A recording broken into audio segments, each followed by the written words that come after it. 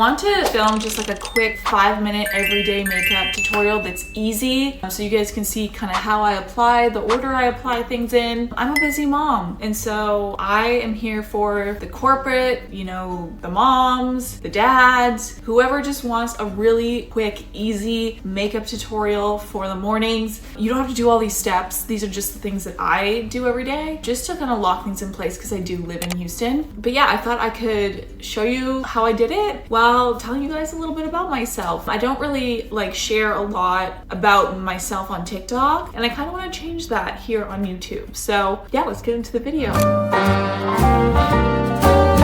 So for the daytime, I actually really prefer to use more of a skin tint with medium coverage, just because a concealer, blush, bronzer that I'm using on top will have coverage as well. And I just like to have a little bit of a lighter coverage throughout the day. I already have my sunscreen on. Unfortunately, this is discontinued. It's the Beauty Blender Bounce Skin Tint. It's amazing and fortunately no longer available. So I would recommend the Ceile Slip Tint if you have dry skin and need just a little bit of an SPF, or a dewier foundation, use a little bit lighter coverage. Or if you have oily skin, you can use like a matte foundation, but just add a little bit of a moisturizer into the foundation and use a little bit less of it, and use concealer as coverage instead. So I'm originally Canadian, but I live in Houston now. I married my husband when I was 23, and I had to get married so we were able to move and I was able to work in the US, which was kind of scary as a 23-year-old, but we had already been together for I think 5 years. The only stipulation I had was that we had to have a real wedding. So our first wedding, or like civil wedding, was in front of the Christmas tree, got married, and then moved a month later, which was crazy. But hey, you can always get a divorce, I guess. And I'm all for adventures, and like, I don't know, I think life doesn't reward you unless you take risks, and I'm so glad I did. I love Houston, I love the US, but I definitely miss the mountains. I'm from Calgary, Alberta, and I know maybe some of you guys have seen pictures of Lake Louise, like beautiful blue lake in the mountains.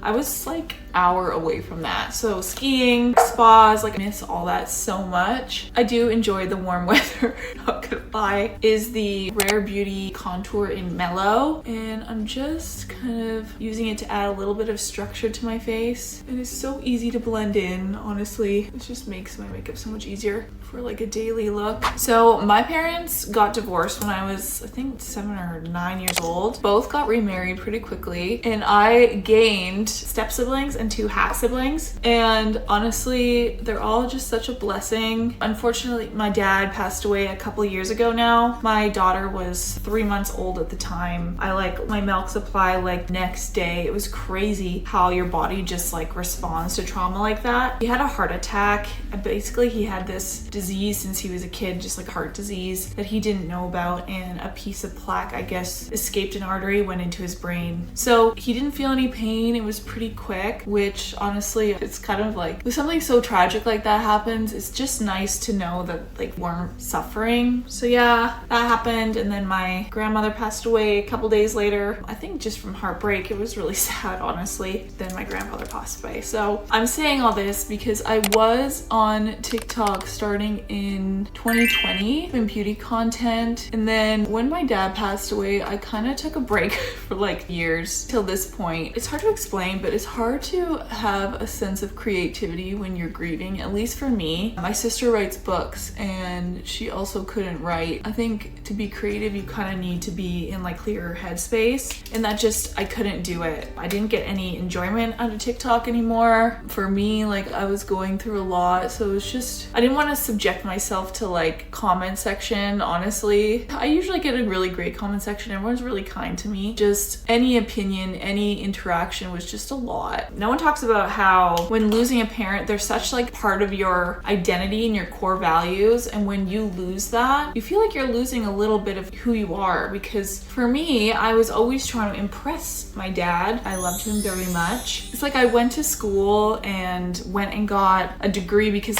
almost like I wanted to impress him, even though that's really not what I wanted to do. I got my business degree in Calgary. I'm more of like a creative person. I don't regret getting a business degree. I think it's great. great education that you can use for a lot of different stuff and is really applicable to like everyday life, but it's not really like where I want to go in my life. I had a corporate job that was really not for me, the corporate atmosphere. And so I tried doing TikTok and it really just resonated with me, creating like a community, helping other women out with their makeup and their beauty routines. It just really spoke to me. But I think when my dad passed away, I kind of just felt like lost. Like, who am I? What am I doing this for? What's the reason I'm doing this? And so yeah, I just kind of had to find my way back to that. I really focused on being a good mom. I really delved into that. And so I kind of reached a point now where I'm like, okay, my daughter's 2. I feel a little bit of like unfulfillment in my job. Like, I'm not posting on TikTok anymore, but I still like what I do. I still love helping people. And so that's kind of where like the YouTube idea came in. I think a lot of content on TikTok has kind of gone like, what I'm saying is like, you need kind of like this shock and awe factor on TikTok to get views. And that's just really not me. Earlier in TikTok, it was a lot easier to go viral, get followers, more like simple content, come up with brand new ideas to go viral, things people have never seen, address like pain points for people. Like, there's just all this strategy behind TikTok that you guys really don't see. The way you have to apply your makeup on TikTok, like the dots, which I originally did, but it's just not the best way to apply makeup. I just felt like not for me anymore. Like, I'd rather have a smaller audience on YouTube. I'd rather be like your little secret that like come to your little corner, our little corner of the internet, and we can share and talk in the comments, create like a little bit more of a community. And I think that's what I was really missing on TikTok. So if you're wondering why I'm here now, that's the reason in a nutshell. And a lot of people don't really talk about the negative effects of virality, especially on TikTok. It can be such a negative space and you really don't know when you're gonna go viral. I recently posted a video of my walk-in refrigerator, which Khloe Kardashian actually reached out to my team and wants to create one of her own, which is so cool. It like really validated me, honestly. I'm like, oh, she thinks it's cool. Oh, okay, it must be cool. I like really forced my way to create this thing. My husband, the contractors were like, okay girl, and I was like, no, trust me, it's gonna be a vibe. And I still love it. It's like such a great addition to the house, and I love that it keeps, any of you guys live in a humid place, you know that like your breads and like your cereals and chips, anything that you open will go bad so quickly in an environment where the humidity and I feel like bacteria and pollen and everything kind of like gets into your home and like makes like avocados go bad really quickly. And so I'm actually able to like do this like root cellar that keeps everything fresh for so long. Like, bread will stay fresh for like a month in there, maybe longer. I haven't tested it out. I'm too freaked out to let it stay that long. But like an avocado will stay at the level that I put it in the fridge. Like, it's the perfect temp for the avocados. Apples, pears, like do so well in there. So I'm so happy that worked out.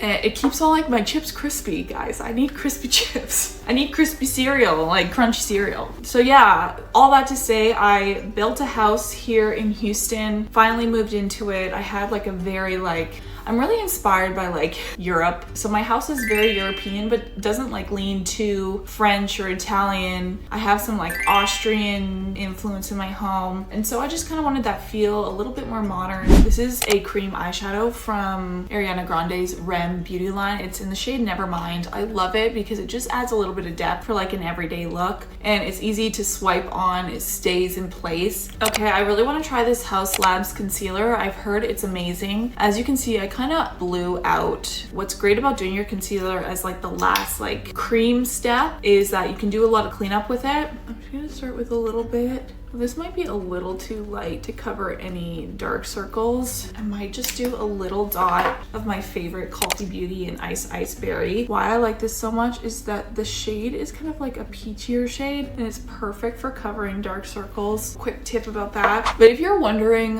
why I moved to Houston in the first place, it's because my husband works in the oil and gas industry and they're really kind of like sister cities. Not only does Houston have a huge medical center here, it also also is really in the oil and gas sector. And so he actually started a company in the oil and gas sector, sold it, and then he started another one recently in power. So he actually powers a lot of like data centers. Like what you guys are watching me on right now would be powered by his company. He has like TikTok contracts. He works with like Meta, Oracle, kind of crazy, honestly. He's kind of been working on now, but he is really my best friend. We're such great partners. And we've been together for like 11 years now. We actually had our real wedding, even though we were already married, in France. I'm here basically for oil and gas. We had a daughter 2 years ago. She's so cute. I try to keep her pretty private because I'm so scared about like AI and like the creeps on the internet. And I really think it's like for her to consent to. It's not really my body, you know, like that's gonna be out there. And then who knows what people are gonna be able to do with your face in the next couple of years, let alone when she's, you know, older and has to try and find a job and all that. So I keep her pretty private. That's why you don't see her. Really, I keep her face pretty hidden, but she's, believe me when I say she's so cute. She's so smart and she's really kind. For a 2-year-old to like accidentally bump into someone and say, oh, excuse me, sorry. Like she's just so polite and cute and well-mannered, very independent, has a strong sense of identity already, I can tell. So I'm proud of her. I think she's gonna be a really good person. I'm just using the Mob Beauty setting powder in pink. This one's just really nice and light to use. I live in Houston, so I'm gonna set like my whole face. And then it's really nice to like kind of bake the powder on top, set that cream shadow. Really, you want to use your creams first and then take a powder product. You can use a powder foundation,